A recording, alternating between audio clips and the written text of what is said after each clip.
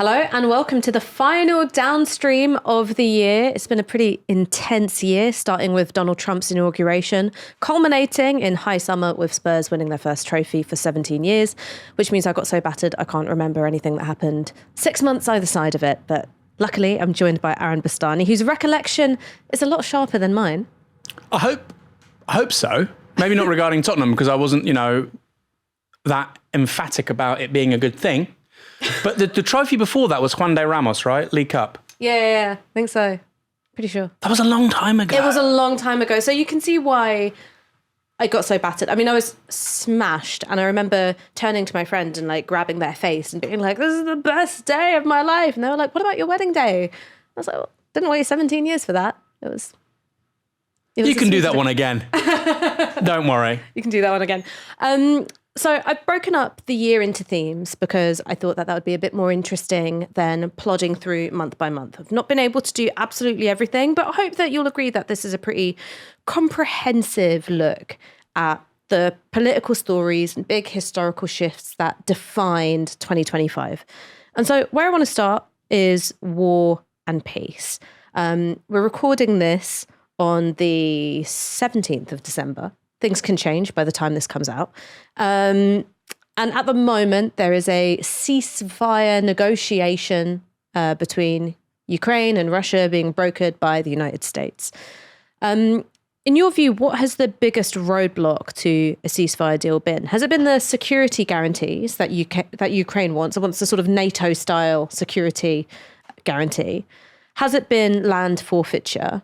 Or is it something else? Is it that Russia simply has no reason to agree to a ceasefire on anything other than highly favourable terms because they've got the upper hand? Yeah, I think it's all of those things, right? I mean, Russia has a history of being embroiled in frozen conflicts and frozen conflicts that it wants. Those range from being incredibly violent, like in Georgia, where there was a frozen conflict as a result of a firefight in 2008. Or you look at the exclaves it has in places like Moldova with Transnistria. So I think this kind of ambiguous grey zone between war and peace is clearly not alien to sort of Russia's modus operandi in terms of how it conducts foreign policy. It's also doing very well. It's winning. Its economy hasn't really suffered. There was that initial hit.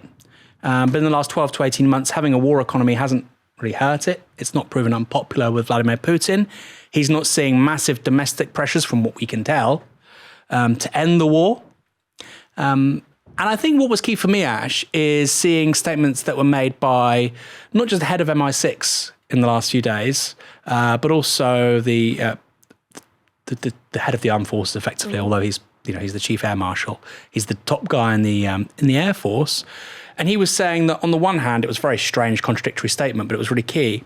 On the one hand, Russia has suffered a strategic defeat in Ukraine, but also we should take it very seriously. It's now got an increasingly sophisticated armed forces. 40% of government spending is on defense. They're battle hardened. We should take them very seriously, which, by the way, all that's true. So I think Russia has had a good war in the last year. The start wasn't a good war. I don't think it expected the response from Ukraine, but it's had a good war in the last year. And I think the major roadblock has been that. But also on the Ukrainian side, there's been a lack of realism about what happens next. And people watching this might be saying, well, Aaron, it's easy for you to say, Ukraine should just give away parts of its territory to Russia. When I was speaking to Serhii Plokhy, who's a professor of Ukrainian history at Harvard University, he said no war of national liberation has ever involved a country retaining its pre-existing borders. That's how he sees it. So if Ukraine, for him, manages to detach itself from the Russian sphere of influence, if it can join the European Union, if it can edge closer towards being part of that wider collective security guarantee for Europe and North America, whether or not that's inside NATO or not, for him, I think losing somewhere like Crimea is quite a plausible thing. It's just a reality for somebody like that. So, yeah, I think those are the two aspects to it. Russia having a good war, but also, Ukraine not being realistic about what a quote-unquote war of national liberation actually looks like. I want to put something to you, which is something I've been increasingly thinking over the course of this year, and it ties what we've been discussing in terms of Ukraine in with the Middle East. And it's this, which is that 2025 is the year that decisively the model of nuclear non-proliferation that was pursued in the 1990s, so highly uneven and highly asymmetric, has been totally and utterly discredited. Because I think that you could entertain a counterfactual where in 1994 Ukraine doesn't give up its nuclear weapons, and you can have an argument about that being something which ultimately prevents Russia from launching a full-scale invasion of the kind that it has. Similarly, I think if you were an Iranian civilian and you were looking at the 12 days of bombardment that Israel subjected Iran to, and the attacks on its nuclear facilities, you would go, well, look at what happened. We signed a nuclear deal. America unilaterally pulled out of it, and then we've been attacked by Israel. This wouldn't have happened if we actually had the bomb. Yeah. What do you make of that? I think that's the big story of the year, right? That the post-Cold War nuclear settlement has basically come apart. And that's the case both in Ukraine and Iran. I mean, for people who aren't aware of this, before it relinquished its nuclear capability in this brief interregnum between being, a new sovereign state with the collapse of the USSR and giving those weapons up, Ukraine was the third largest nuclear power in the world. It had the third largest stockpile of nuclear warheads. The delivery mechanisms were up for debate. Did it have ballistic missiles that could function, et cetera, et cetera? But in terms of warheads, it was the third largest nuclear power in the world. It gave those up. And so I'm actually quite sympathetic to some people who say Russia was given guarantees about the non-expansion of NATO to its east. That's true. But Ukraine was also given guarantees that if it gave up its nuclear weapons, it wouldn't face a conventional war of this kind from Moscow. And the same is true with Iran. If you look at its sort of protocol of forward defense, and I discussed this with Vali Nasser, a really outstanding academic from Johns Hopkins University, forward defense and funding these proxies and having this medium-range ballistic missile program, all of that was instead of having a nuclear program. It was a nuclear program on the cheap, using less technology. And the view was, it wouldn't breach certain ethical qualms that the regime had about nuclear weapons, full stop. But also it would probably receive less kickback in the 2000s from the likes of the US and the Europeans and so on, which was true. And it worked forward defense worked for Iran. It served it very well. It kept it safe for 20 years. That's their rationale, whether or not you agree with it or not. They've not been invaded, or the mainland of Iran wasn't attacked until this year. And now it no longer works. And like you say, lots of Iranians, and this again is just a fact, lots of Iranians who aren't even necessarily supportive of the regime have said, well, we should have nukes, right? And actually lots of them now understand the doctrine of forward defense. Now, it's not to say that everybody in Tehran thinks that funding Hezbollah or supporting Hamas or the Houthis was about forward defense. For many of them, it was also sort of an ethical commitment. It wasn't just about Iran's self-defense. But for many people, it was just about Iran's self-defense. So I think you're right. That is the major story. And there are not many good things really about the 20th century and the early 21st century. But one of them is people giving up, relinquishing nuclear weapons. Ukraine, Sweden, South Africa. I mean, not many people know this. The South African regime, the apartheid regime, had about 5 nuclear warheads. It was able to build those weapons, and it gave them up.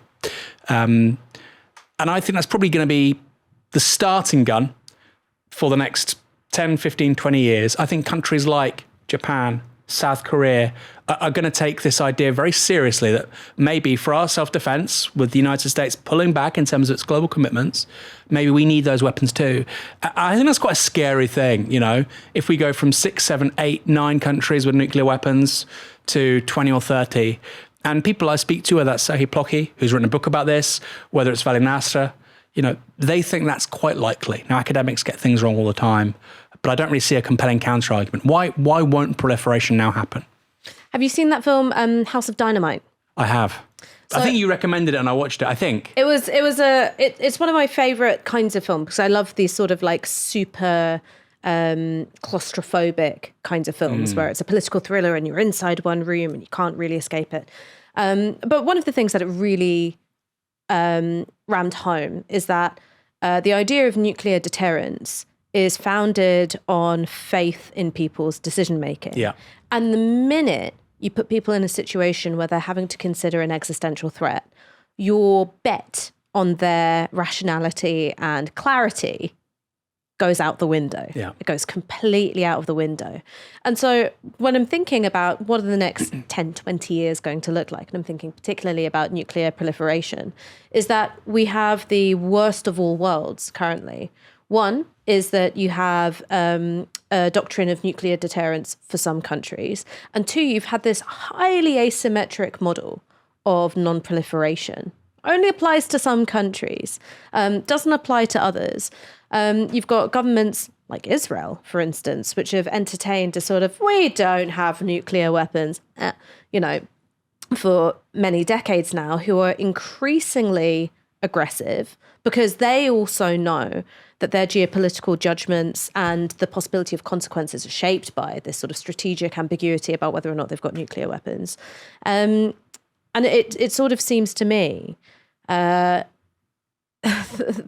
such a highly volatile situation. And just on that, and I kind of want to ask you about this, it's difficult to read 2025 as being anything other than the year that Israel cemented its status as the preeminent power in the Middle East. In 2024, when we were talking about the genocide, when we were talking about the Houthis, we were talking about Hamas, we were talking about Hezbollah, we were always in the same breath having to talk about Iran and talking about to what extent is Iran a sort of counterweight? To what extent does Israel have to factor in Iran, its own calculations? Now it seems, after this year, the answer to that question is not at all. Or not very much.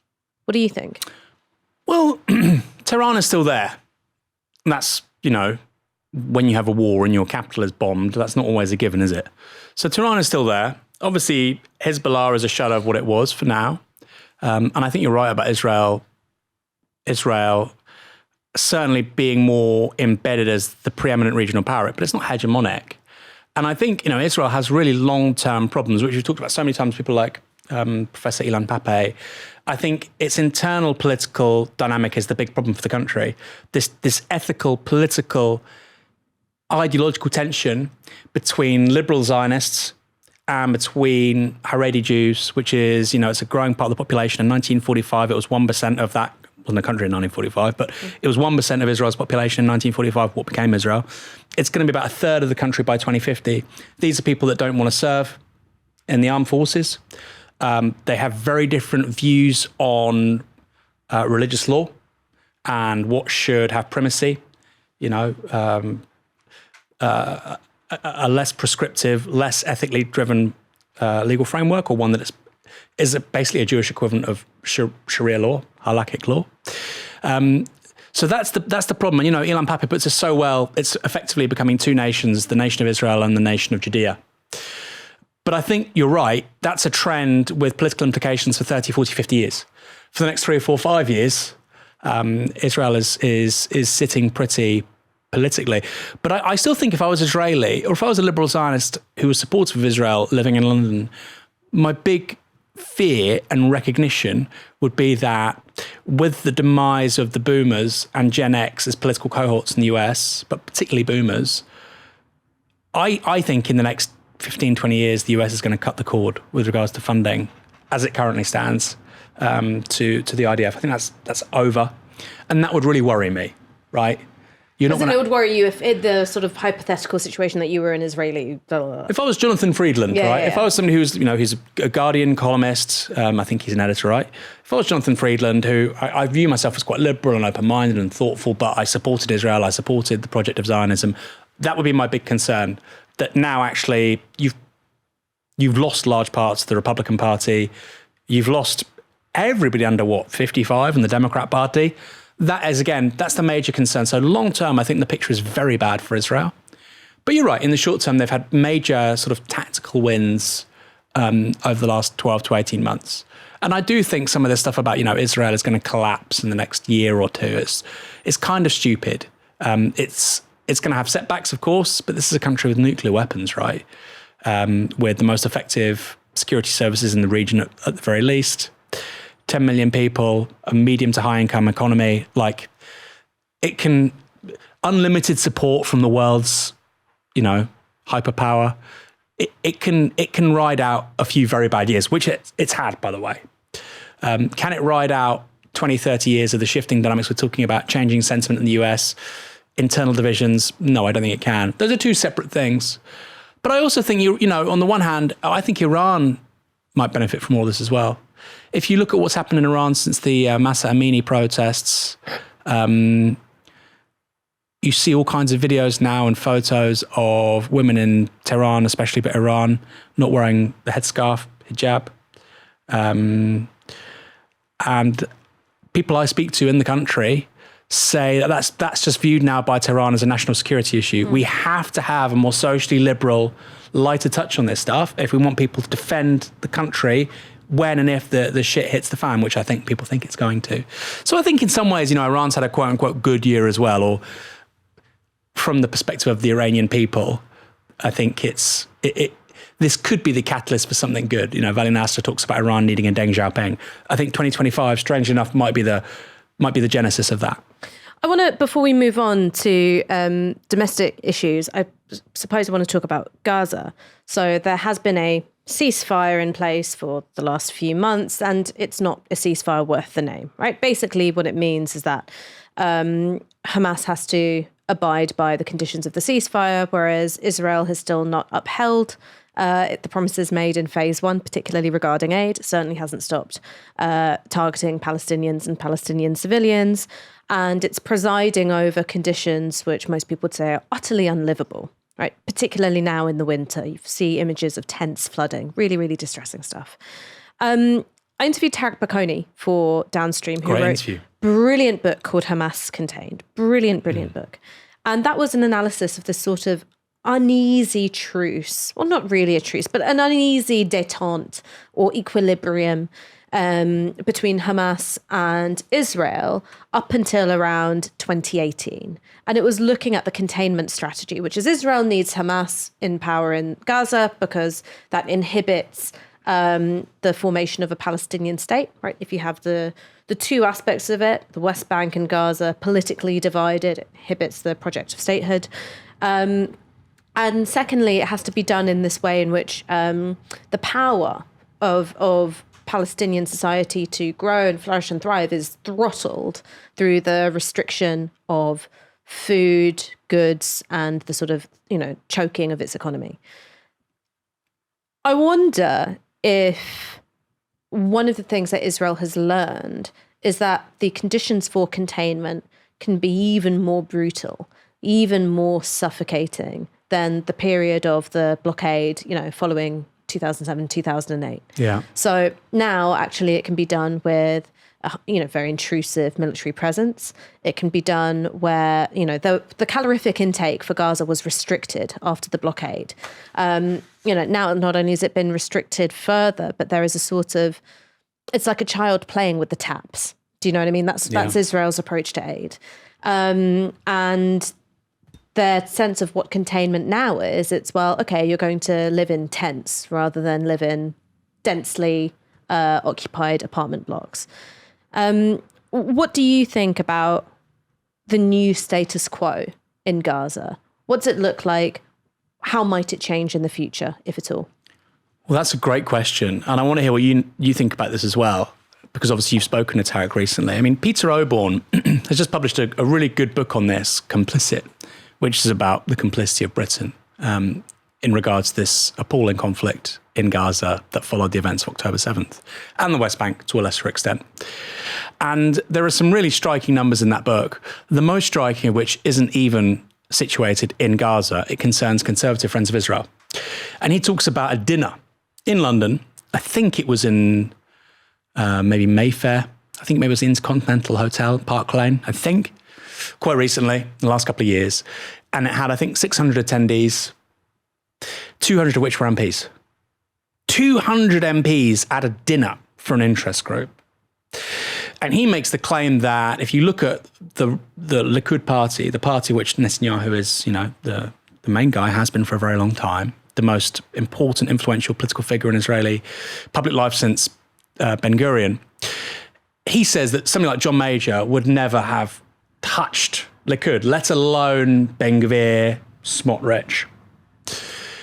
But the success of the Israel lobby and, in his view, the degeneration of the centre-right in Europe and North America has really created a a fertile set of conditions for all this to happen. And it's really important to remember, and I didn't know this until I read the book, I knew that the late Queen, not often I'll talk about, Queen Elizabeth II in, positive terms, I knew that the late Queen had issues with Israel. I never knew that she never actually visited the country. She never visited the country. Margaret Thatcher, really not a big fan of Israel. Why? Because Zionist terrorists killed lots of Brits in the 40s and the 50s. I mean, people don't know about this, but they basically created this idea of using a truck to drive into people and blow it up. That was innovated by the Leahy and the Stern gang. King David hotel bombing and so on. But those have now kind of left the psyche of the centre-right. And in their place, we have people like Douglas Murray, quote-unquote journalist who writes the New York Post, the Spectator, the Sun, who openly said in the last year or 18 months, openly said, the people of Gaza should be forced to leave. Ethnic cleansing, war crimes, right? Crimes against humanity. Breaking of the Rome Statute, just openly talked about in the Western press. So something massive has changed. And I think it's to do with about shifting sort of political dynamics in Israel, but also here as well. Something really massive has happened to the centre-right, particularly of Britain and the United States, but also in Europe as well. And that is feeding this monster now in Tel Aviv. I don't know what you think. Well, I actually want to move us on because I think this is a good point for us to get into domestic politics, or at least, UK and European politics. And I want to talk about immigration, because immigration, the salience of it as an issue has climbed, right? Pretty drastically in the last few years. It's not quite as high as it was in 2015, 2016, but it's creeping up there. And it's now tied with the economy for voters' sense of what the most important issue facing the country is. And so I'm interested in how the immigration issue has changed in terms of how it's being framed, because it's no longer just about numbers, right? I think that the asylum protests, the flag protests, the AstroTurf campaigns to, tie flags to random bits of Potter's Bar, Robert Jenrick making videos where he's getting freaked out because he can't see enough white people. All of that tells us not just that the issue salience of immigration as a whole is increased, but that there's more to it than just the economics of it, infrastructure and so on. It's very much about national and cultural identity, race in quite an explicit way that it hasn't been for a long time, and the sort of symbols that we cleave to as a nation. So I kind of want to take this discussion on immigration in two parts. The first part is the sort of material policy angle. The second part, I want to start talking about the language of symbols. So just on the policy angle, and I know that you're going to have opinions about this, is it possible for a government such as Keir Starmer's to get out of the doom loop of low birth rates, high living costs, low wages, high immigration, but also crackdown after crackdown on the living and working conditions of immigrants themselves? No. Particularly the birth rates thing, we're in a really, really bad situation. And I think, this is what the right don't really get, is that we can have zero migration. Look, if that's what the public wants, we should do it. We're a democracy. We can have zero migration. You can stop the boats so no refugees come here. You can do that. That's all possible. Of course, the question is about the costs and the political and economic overhead of all of this. But you can do all of this. You can do all of it.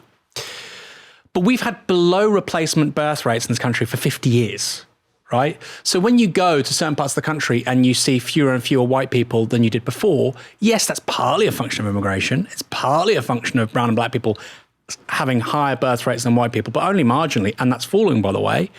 But it's principally because people in this country have had fewer and fewer kids for a really long time. And that's a global pattern with some exceptions, Israel being one, Central Asia and Sub-Saharan Africa being two others. But that's a global phenomenon. Even India now has a fertility rate that's basically below replacement, which is 2.1. And so I think that will hopefully be the next part of the conversation for the right, if they really care about this stuff. Okay, how do we help families? And people do want more kids. How do we help them do that? I don't think we're going to get to 2.1, but you could certainly have a higher fertility rate than we presently have, which is about 1.5. Good. That would be a good conversation to have. In terms of the sentiment on migration, I think, the Boris wave is huge.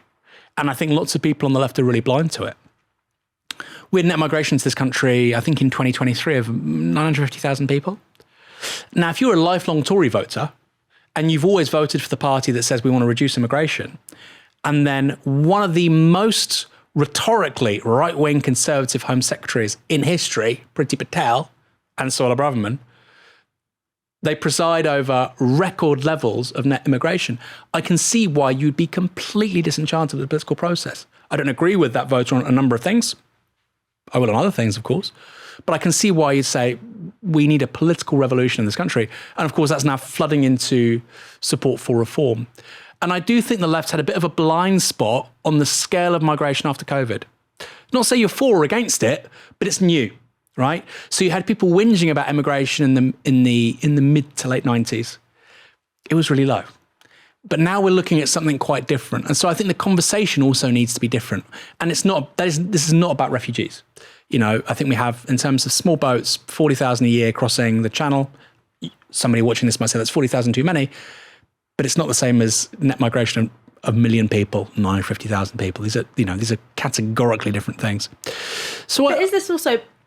Brexit was all things to all people. Yeah. So Brexit was a vote for lowering immigration. It was also a vote for global Britain. Yeah. It was a vote for dealing with the unfairness of an immigration system, which has something akin to a carte blanche for EU migrants. Yeah. And, you know, treats people who are coming from former colonial territories of ours much worse. And the thing is that, you know, Brexit was a project that was speaking out of two sides of its mouth at once. Yeah.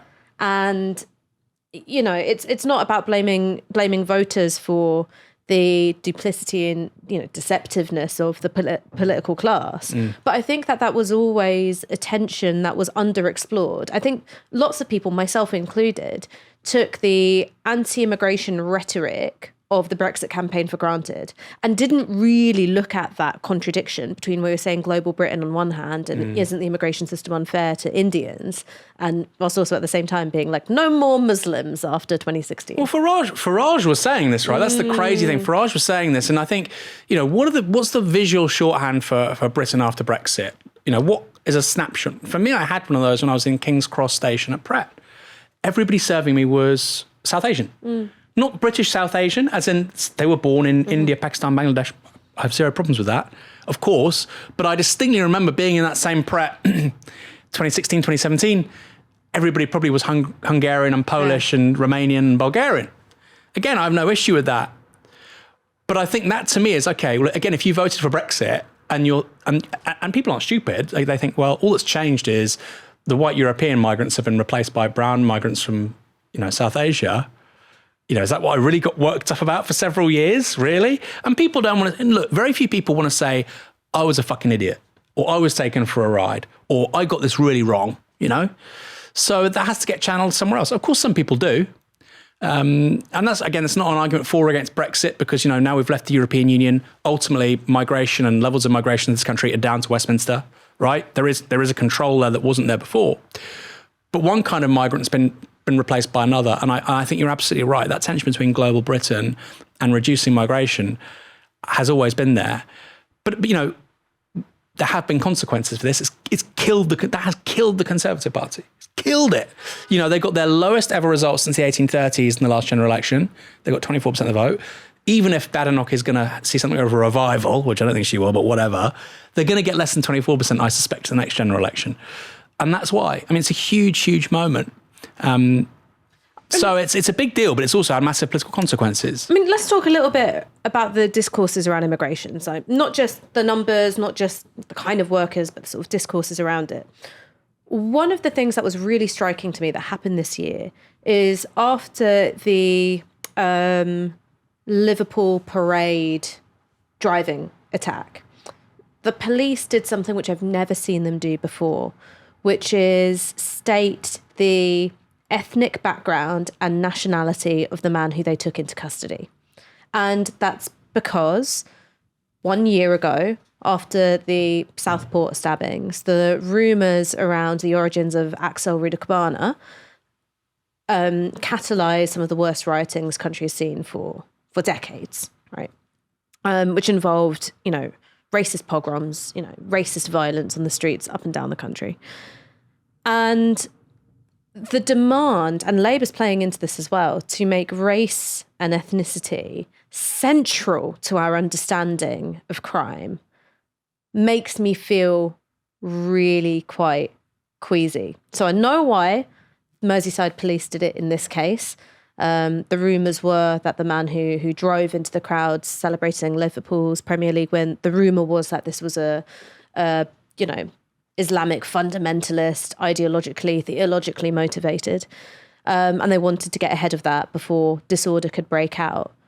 But I'm very uncomfortable with race, ethnicity being presented in such a way where if it's someone from a particular background, that explains their crime on the face of it, and that we're looking at crime through an explicitly racial lens. See, I sort of disagree for two reasons. Firstly, I think we're going to see not lots more. We will start to see terrorist attacks by Muslims of European heritage. Mm-hmm. I think that just demographically, that's going to start to happen, right? It might not be a massive phenomenon, but it'll start to happen in places like France, the UK, Germany. You imagine, certainly France and the UK, over the next 10, 20 years, right? And that's not because of, a unique propensity to violence or whatever. It's just statistically, that seems quite likely, right? That will happen once or twice. And at that point, I think people are going to have a conversation about, increasingly Muslims won't just be brown and black people. They will also be white people. There will be people who convert, revert. It will be people that are born to families of white Muslims. That's going to be, it's one of those things where in 2025, it doesn't sound realistic, but in 2050, that's going to be a very major mainstream thing. My personal view, I think we'll start to see actually reasonably large numbers of white Europeans convert to Islam for a bunch of reasons, but whatever. I think we're going to see a sort of re-emergence of religion as a point of meaning in people's lives, but also Muslims have slightly higher fertility rates and whatnot. Anyway, that's one point. Mixed heritage families. I think that will be a variable. And then I also think, Ash, so much crime in this country is committed by white people, as well as brown and black people, Muslims and non-Muslims.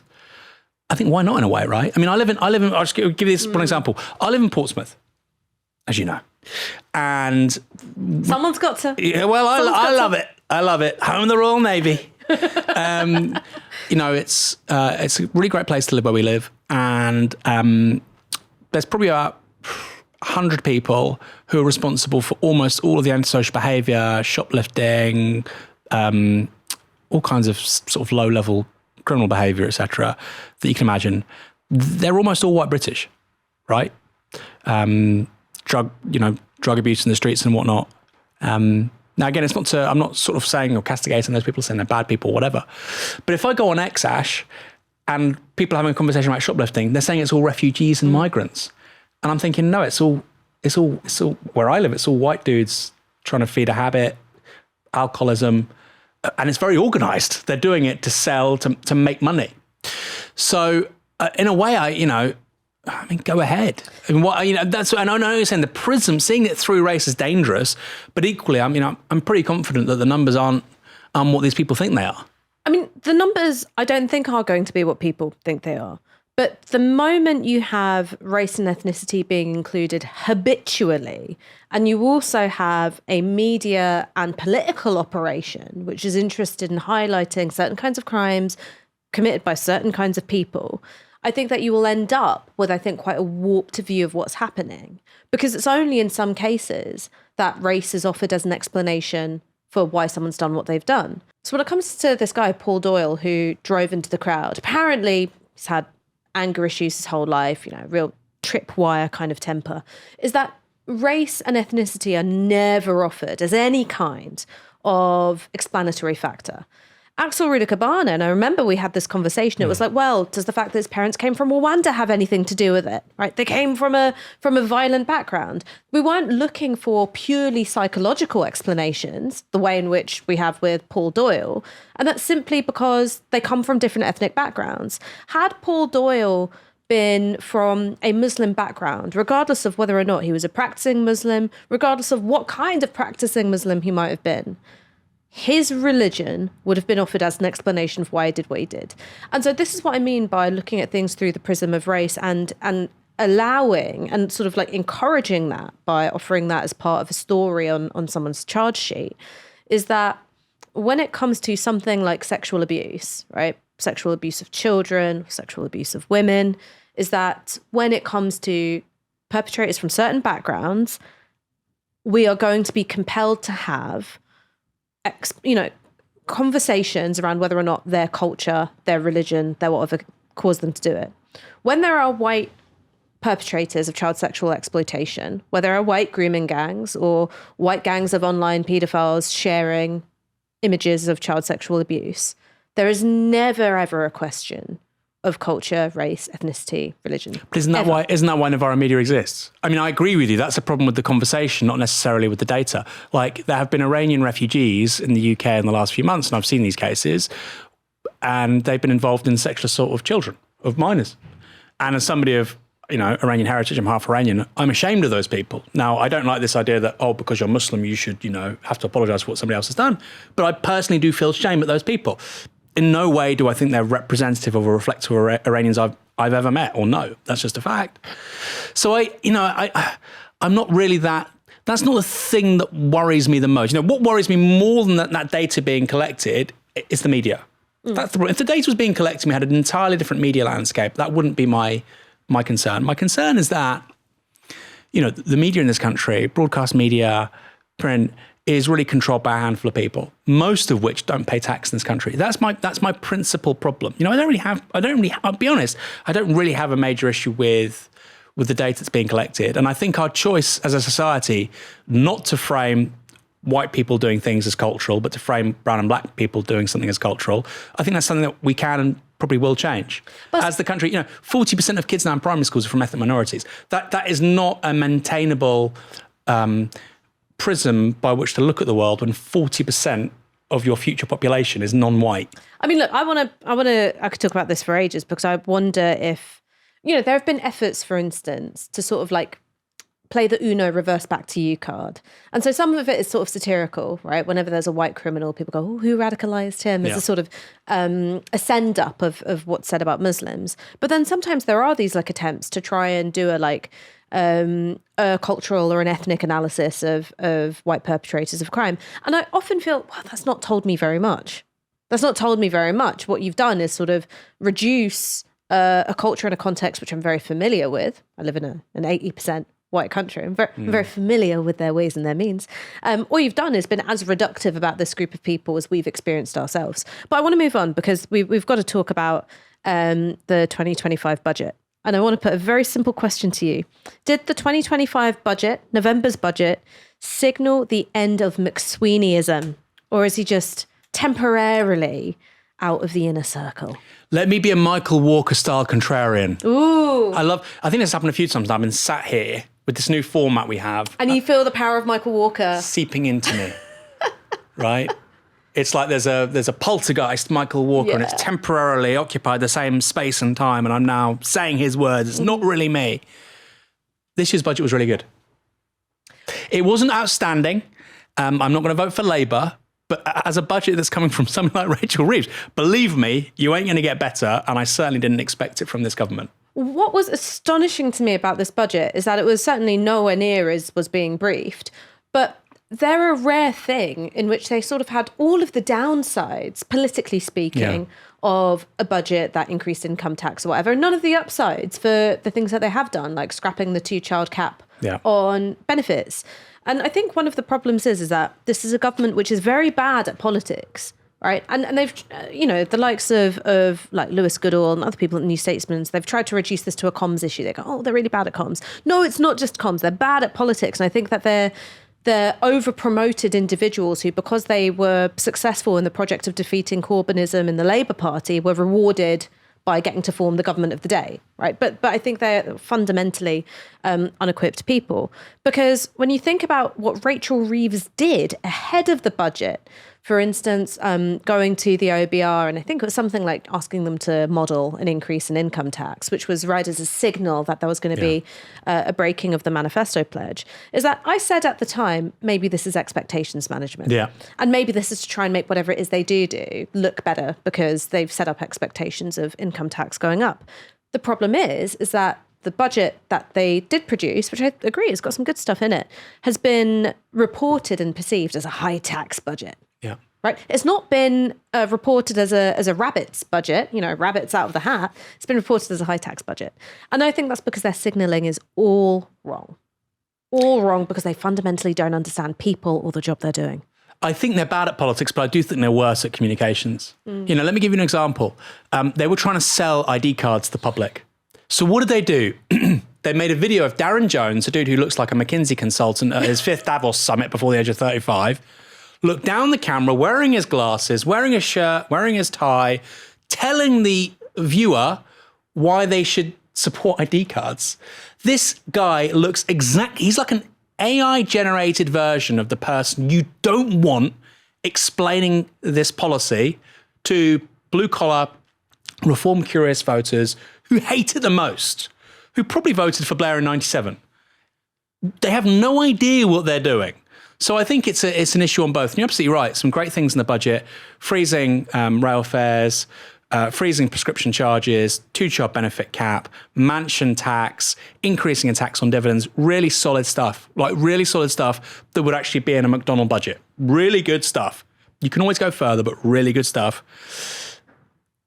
And basically it got no cut through. And I do think it's partly because they're bad at politics, but they're also bad at communications. And I also think they've just had a terrible first year, and they're literally never going to recover from that. Their winter fuel allowance was, oh man. I think you'll look back on that and go, that was a fatal wound. They're polling like 17, 18% with some pollsters. We're going to get probably, an interest rate cut later this week. Inflation's fallen to 3.2% today. So we're going to have 4 interest rate cuts in their first year. We're probably going to get a lower deficit by the time of the next election. So interest rate cuts, lower deficit. They're going to have funded public services. These are all things that you'd think at the very least will have them above 20%. It's kind of inexplicable to me. So I do think McSweeneyism has died. It died, though, not because there was a coherent offer to the public. It's died because on the one hand, you had 400 plus MPs who don't want it. On the other hand, you had a coterie around Keir Starmer that do. And they've realised that if you don't appeal to those 400 plus people, you don't have a majority in Parliament. And the bond markets go nuts. This is the interesting thing about McSweeneyism, right? So, of course, we're talking about Morgan McSweeney, a very senior advisor, very close to Keir Starmer, the architect of his candidacy. Is that I think that McSweeneyism at its heart has never been a theory of the state, and it's certainly never been a theory of governance. It's been a theory of party management. Yeah. And that's why it doesn't translate to actually governing, because it's about how do you get through the sort of factional bloodletting and bureaucracy and the particular balance of power within the Labour Party. It's not been about, all right, how do you build a coalition which is capable of sustaining you once you're actually in government? Yeah. And also, it literally goes from day to day. And I think the paradigmatic example of this was Keir Starmer in the days following October 7th, goes on LBC, defending war crimes. And we know that wasn't just a misstep on his behalf, because I think Emily Thornberry said the same thing the next day. I think Lammy said the same thing that week. So it was clearly a position of, at that time, the shadow cabinet. Anybody with a brain knows that's not defensible a month or two down the line, let alone a year or two down the line, but they still did it. So I think you're right. I would also just add, though, that party management, they genuinely don't look at anything beyond a month by month or even week by week basis, which kind of explains Rachel Reeves doing that.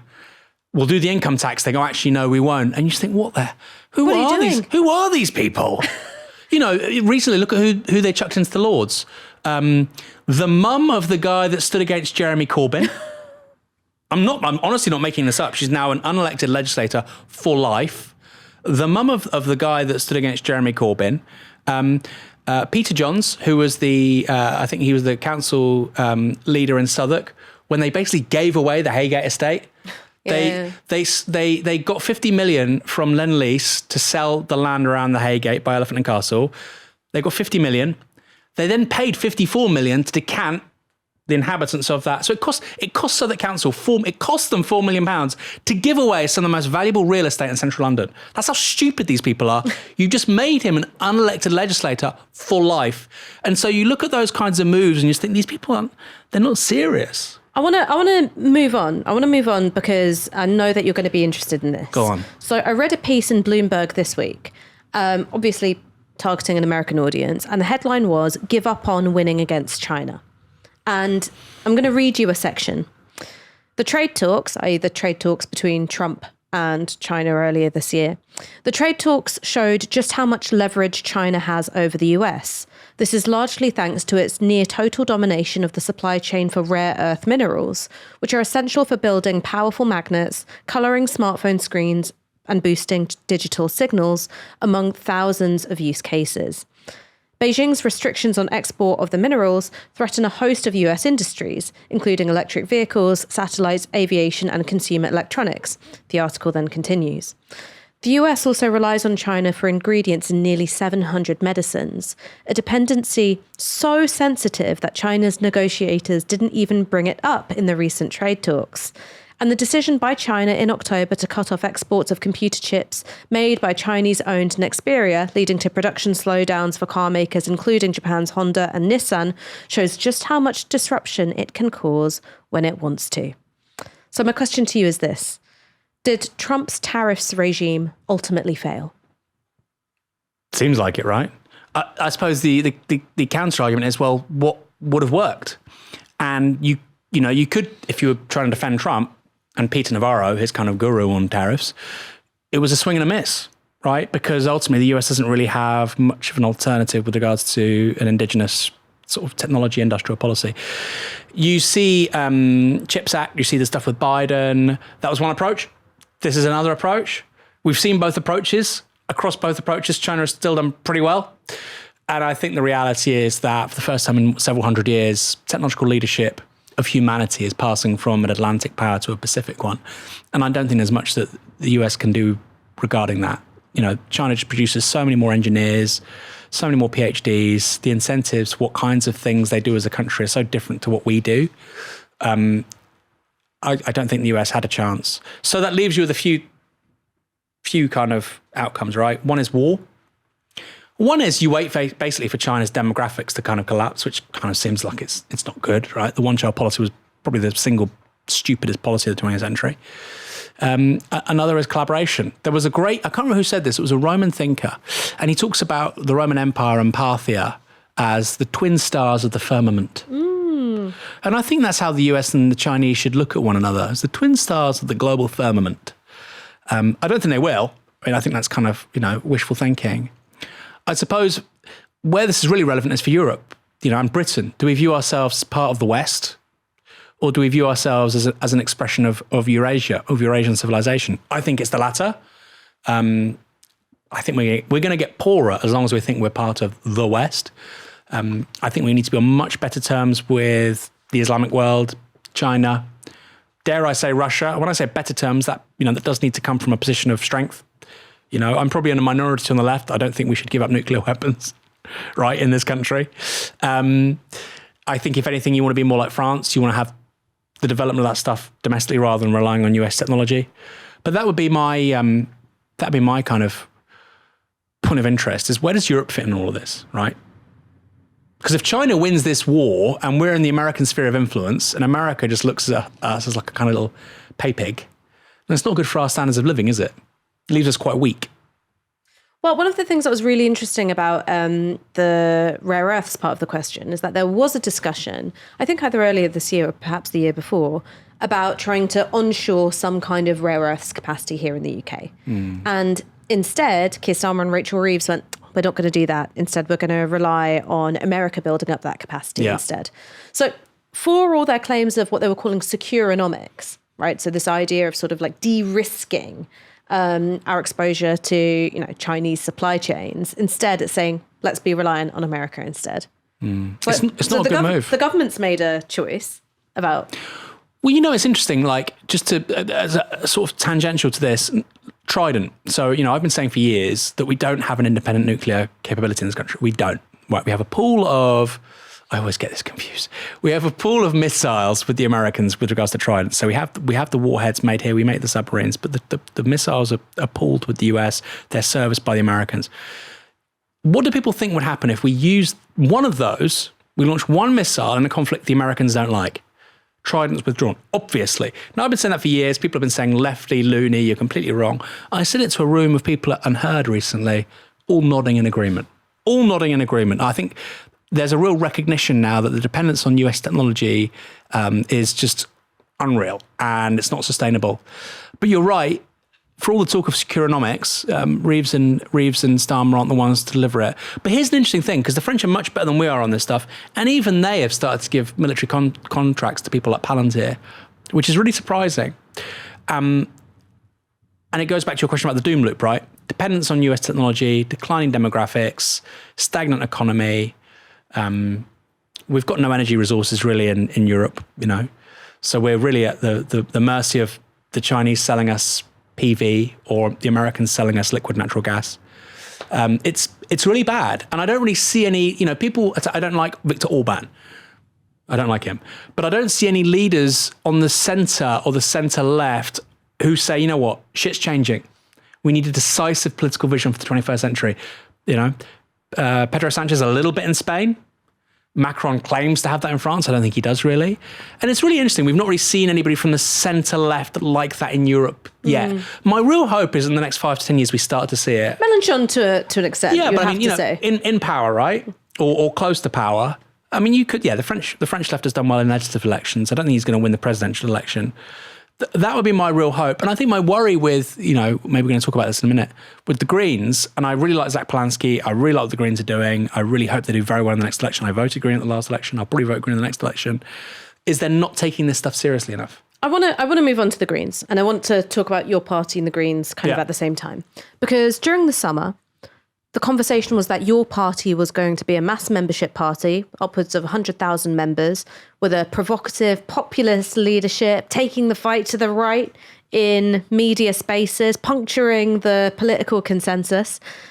Your party hasn't become that party. The Green Party, led by Zack Polanski, has become that party.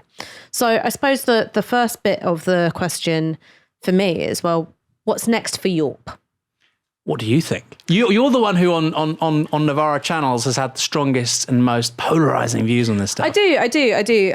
So the thing is that for a really long time, your party, or the sort of New Socialist Party, was a floating signifier.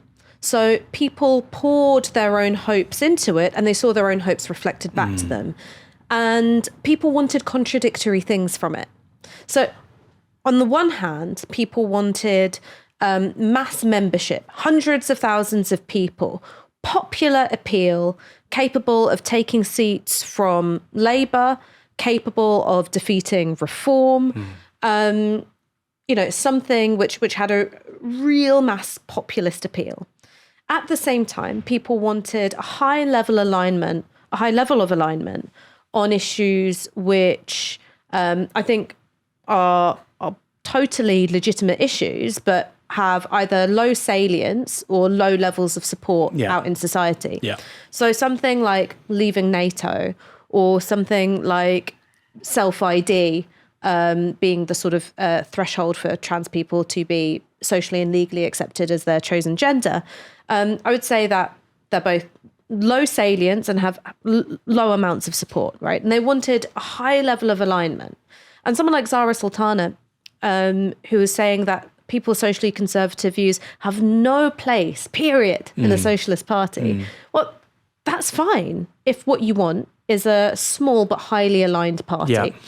And I think that it's totally legitimate to pursue that strategy, right? The Belgian Workers' Party did that, right? Before they opened up their membership, it was a small, highly aligned party. That's fine. But that's completely contradictory with all the stuff that you've been saying about what you want, about a mass party of the working class, right? Totally contradictory. So that was my first thing where I was like, there's a problem here, which is if everyone's seeing themselves reflected in this party with wildly different strategies and priorities, there's going to be conflict at some point. That was my first set of concerns. Second, now that the founding conference has taken place, and I think that you can interpret the vote for collective leadership as being a rejection of the sort of infighting and fractiousness and bitterness of the party forming process.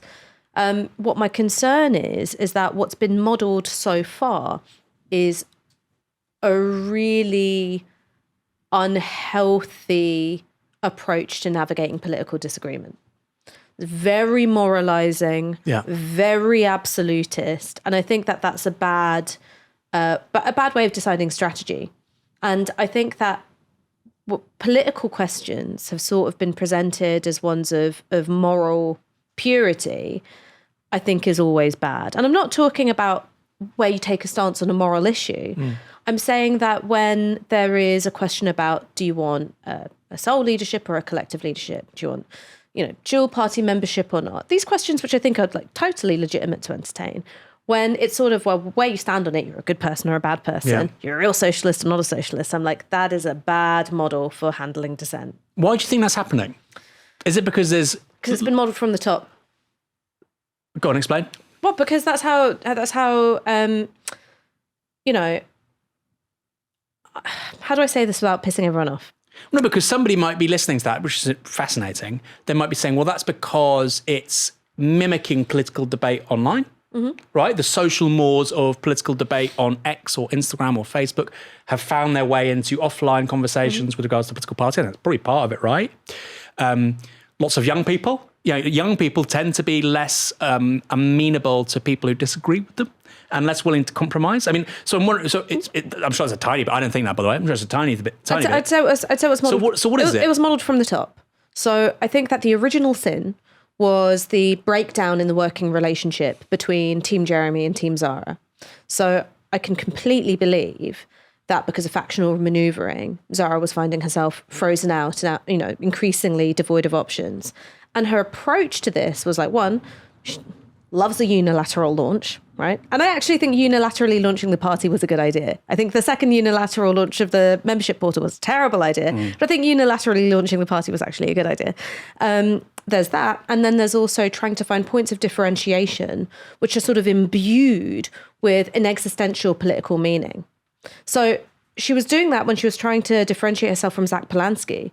It was, well, the Greens don't want to leave NATO. We do. I mean, this was before your party even existed, let alone had a policy on NATO, right? Trying to draw this, urgent existential point, which is, are you for or against staying in NATO? Similarly, I feel that, social conservatism point, which again, I think is an important discussion, right? How much alignment do you want there to be in the party? Do you have the same breadth of viewpoints in the membership being modelled in the leadership, or actually are there sort of expectations that you've got an alignment of positions amongst the leadership, which you don't necessarily need in the membership? She took the most sort of maximalist position on that. And that was her way of, one, cutting through to the membership, because it's a language which, as you say, is very much spoken on social media. And two, sort of, I think appeals to a sense by people on the left that the problem with Corbynism is that it didn't hold the line hard enough. And sometimes, of course, holding the line is a good strategy. But if you were a general in a military and it was like, hold every line at all times, you'd lose the war. Yeah. So I think that there was a sort of like a lack of strategy in that. But I don't think that you get that sort of attempt to differentiate by drawing these moral red lines without the breakdown in that relationship. Because also don't forget, I was always very critical of Labour under Corbyn, their position on Israel, Palestine, and ultimately their adoption of the IHRA definition of anti-Semitism. I mean, you can look it up. I was writing articles against it at the time. But I don't think that it is a sign of a healthy culture that you've got sort of Zoomers, calling Jeremy Corbyn a Zionist, effectively. Or being, why wouldn't you call yourself an anti-Zionist? Or saying anyone who politically or strategically backs a two-state solution is a Zionist. I mean, are you really going to call the PLO after 1988 a Zionist entity? I mean, you can disagree with what they did, and you should, but it's, again, a very reductive way of looking at things. So what concerns me is that you take all these things all together, is that is the culture of discussion in your party. Now it's collective leadership, things might change, but I don't feel personally optimistic that you're going to have these really difficult strategic discussions take place with a degree of seriousness or openness. you have to be comfortable with people disagreeing with you. And one thing I love about Novara is, we all think quite different things on a range of issues. You, me, Michael, Rivka, I could go on. We all think a range of things. Kieran, what Rivka and I think about any given topic. Rivka, me, and Michael. Well, you have the full and the full breadth of the kind of left. I'm really happy with that. I want us to be in that place. I would support a party. I've always thought about this.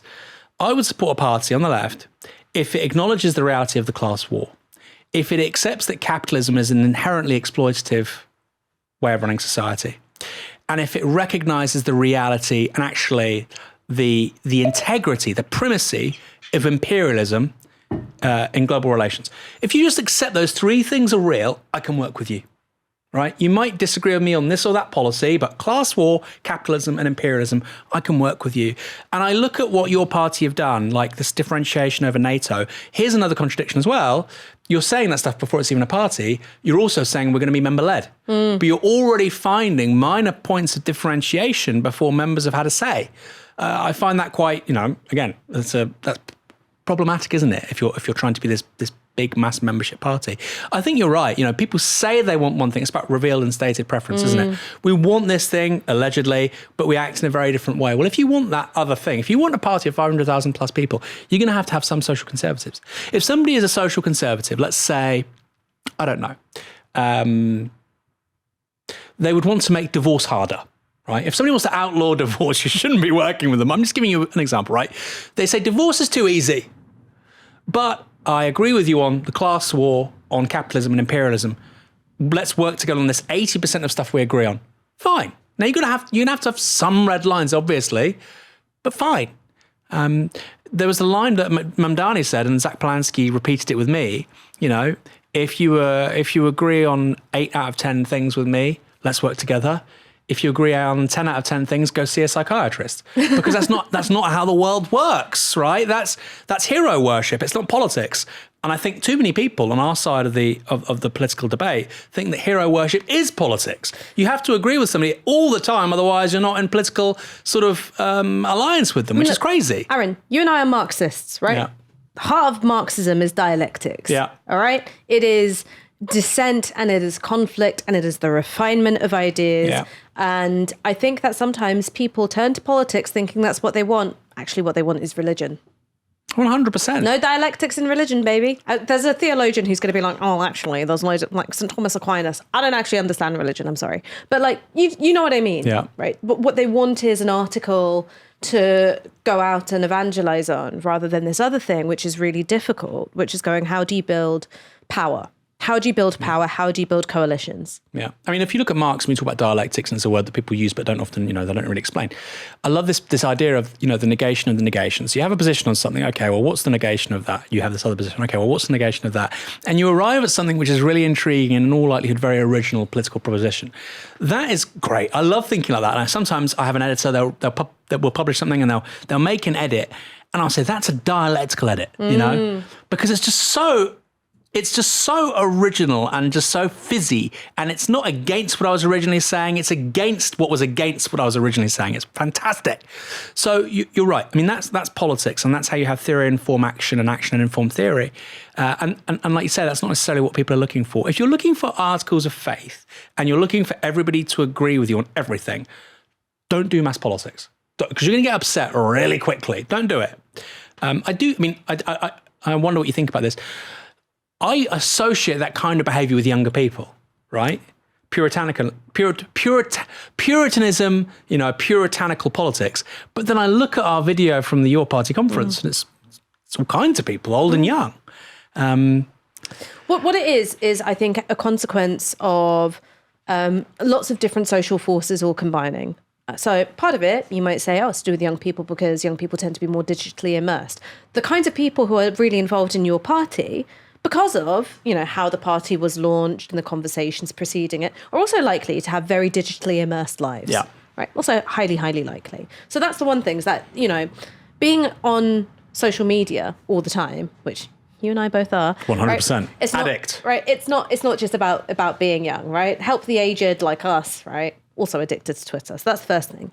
The second thing is that also, if you have gone through really quite traumatizing forms of political defeat. And that's the thing, is that I think that for lots of people, their experiences through the Labour Party under Corbyn, I think it was genuinely traumatizing for many people. And I'm not saying that flippantly. I mean, I know people who went to work at Southside, right, as it's known, Labour Party HQ, in good faith, going, okay, well, I want to help run this part of the party. And because the factionalism was so vicious, right, and it was 24/7, they genuinely had nervous breakdowns because of it. They were like, I've never worked in conditions like this in my entire life. And I think I felt a sort of like bereavement after the defeat of Corbynism. And it took me a really long time to work out, what has this done to me? What has this done to me? What has this done to my ability to work with people? So I think that sort of like hyper-polarized way of doing things, it's there, and it's not just about age. I do want to move on to a quick analysis of the Green Party before I move on to reform. Zack Polanski in our Downstream IRL said to me that he thinks that the Greens are going to be seriously contesting more than the 40 seats where they came second in 2024. So that is going to be the most ambitious electoral campaign that the Greens have ever launched. And this is intending to do this in 2029. Serious question. Does he really have the facilities for that? Right? Is there enough campaigning experience, enough strategic experience in the Green Party to run that kind of campaign in 4 years' time? More than 40 seats, I don't know. I doubt it. But 40 seats is a hell of a lot, right? They quadrupled their seats in the last election from 1 to 4, which was incredible. I mean, quadrupling them again would be 16. I think they'll do better than 16, that's for sure. They're now the third largest party by membership. I think they'll overtake the Labour Party by membership in 2026. So they have a ton of money. I think more and more Labour councillors will defect. We saw 5 recently defect. I think there'll be a lot more before next May and a lot more after next May. So who knows? You know, he's had an extraordinary start to his leadership the first 4 months, whether it's money, members, defections, poll ratings. If that continues, then absolutely. But I think it's a smart strategy to focus on winning 25 to 30 seats. And I think that's very plausible. And you know what? If it's our parliament, you might actually be a kingmaker. That's no small thing. Okay, I'm going to move on to Reform because we're pushed for time.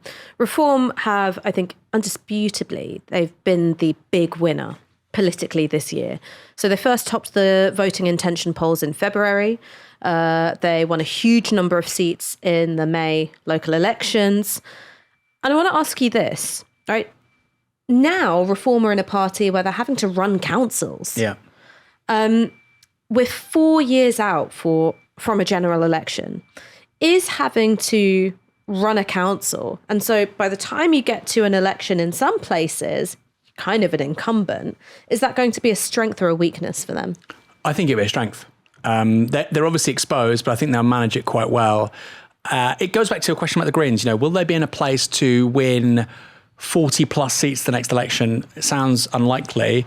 In the local elections earlier this year in May, you know, Reform won, I think, 7, 8, 9 local authorities. So that trajectory, you know, they won a by-election. It's very hard to win by-elections against Labour or the Tories because they have so much data.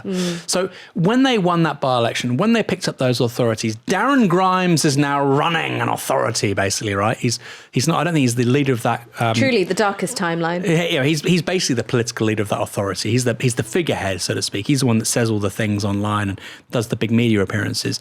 So, you know, that trajectory would indicate that they can form a government in 28, 29.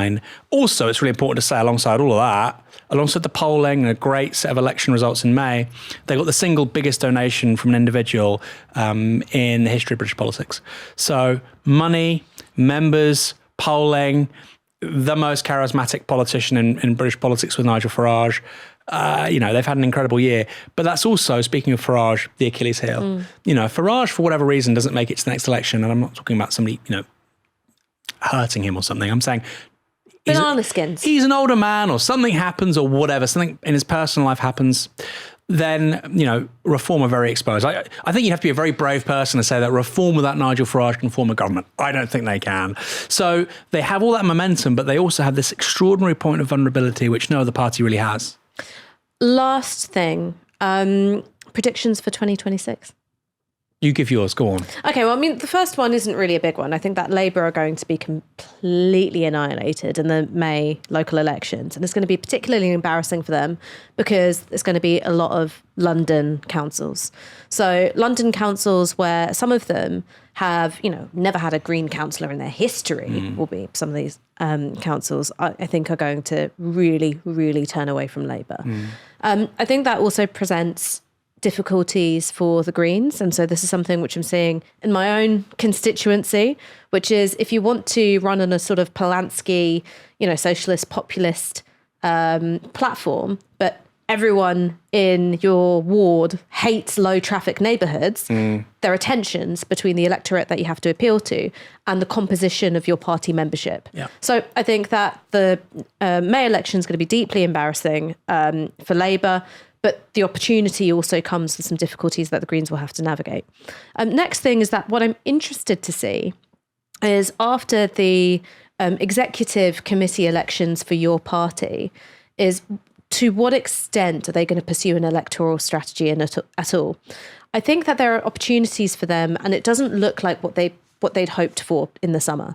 I think there are opportunities to do a sort of Belgian workers style socialist community provision party. You sort of build up legitimacy by doing things which are socially useful in communities first and not contesting elections right away. Right? I think that there is actually a real window of opportunity there, but that will probably require a lot more discipline than has so far been demonstrated by the leading figures in your party. Belgian Workers' Party is a highly, highly disciplined operation. So those are my two, which are more about predictions for the left. I think May is going to be horrific for Labour. You're going to see probably, if polls right now to be believed, a Reform Plaid 1-2 in Wales. Scotland won't be much better. In London, you're going to see, yes, the Greens do very well, but also Reform, which is a real worry for Labour. That's their last remaining heartland. Reform, the Lib Dems and the Greens will do very well in Greater London. And then I think globally, there'll just be a recognition that you can't stop China, right? We've been having this debate for ages. I think that's just going to land. And I think it's going to stimulate a policy conversation about what we do in response here in Europe. And alongside that, Russia's going to win, right? Now, when I say win, it doesn't mean that they're going to occupy Kyiv or Lviv, but I think they're going to prevail. And I think that, again, is going to catalyze a debate in Europe about, okay, well, how do we take ourselves seriously? NATO is finished. NATO is history, right? It's gone. And it's not gone because it's this or that position of your party or Jeremy Corbyn or Jean-Luc Mélenchon. It's gone because Donald Trump doesn't believe it anymore. And he has that position because he expresses a large chunk of popular opinion in the United States. We don't want to pay for the collective security of Europeans anymore. So I think that China landing, like I say, as a technology leader, Russia prevailing, for us as Europeans is, I think, going to start really important conversations about how to look after ourselves, our vision for the future, where's our place in the world? And I think that's a great conversation to have. It's long overdue. Thank you so much for joining us for our Downstream end of year roundup. Thank you so much, Aaron. And before I let you go, I want to say this, which is I'm so proud of everything that Novara has achieved this year. Right? We've grown. I think we've launched new products, but we've also just really improved the ones that we've got. We've got some really exciting news coming up next year. We're going to be bigger, better, sleeker, nicer set design. And all of this is possible because of you. So if we've done anything that you have found intellectually or politically valuable at all in 2025, and you've got a little bit of money to spare, please go to novara.media/support. We are entirely reliant on the generosity of our audience. You're the heart of our funding model. We can't do it without you. So please, if you found anything useful, go to novara.media/support. And Happy New Year.